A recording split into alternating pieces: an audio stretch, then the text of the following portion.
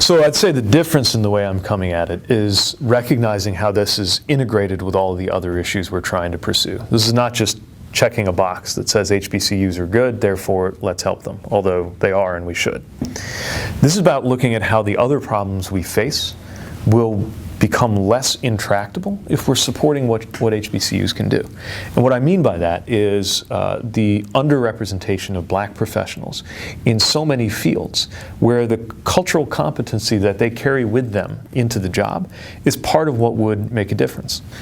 Black maternal mortality gap, for example, often can be traced to a failure to take the descriptions of being in pain by black patients seriously.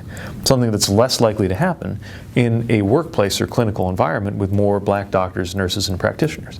We want to generate that future generation of black clinicians. HBCUs are one of the places we got to invest to make sure that happens. When we look at disparities in schools, not just the funding disparities that are so glaring in South Carolina, for example, but also the racial disparities among teaching staff and administrators. When there is a lot of powerful evidence that even if you control for poverty, a black student is more likely to succeed if they have had even one teacher who looks like them. So we got to cultivate the next generation of black educators. And part of getting that done, again, can happen through HBCUs. Law enforcement, my own community, has struggled in particular when it comes to recruiting diverse law enforcement officers. And whether we're talking about police officers or whether we're talking about the judiciary, making sure that the next generation of black jurists and lawyers and law enforcement professionals means making sure that we're reinforcing programs at HBCUs. So when I talk about the funding that needs to go in, and I'm not just talking about lobbing money over the fence, hoping something good will happen. I'm talking in particular about it being targeted in ways that will benefit those professional development pipelines. That's a big part of it. Another big part of it is completion.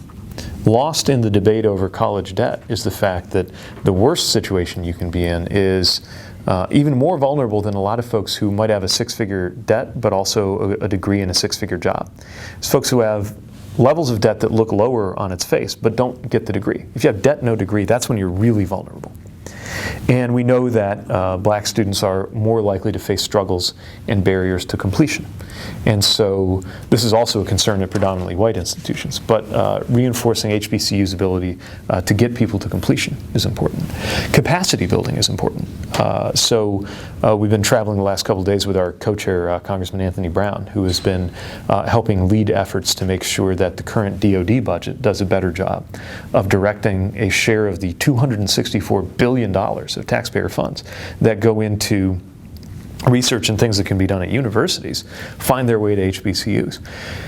It's, I believe, less than 1% actually makes it there. In order for that to get better, we got to be building the capacity as well as targeting the research dollars to strengthen what's happening here.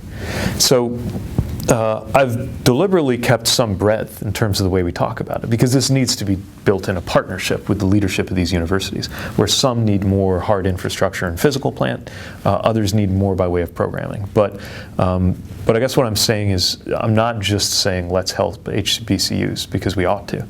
I'm also saying let's do it in a way that helps us get traction on the inequities we face, from justice to education to health.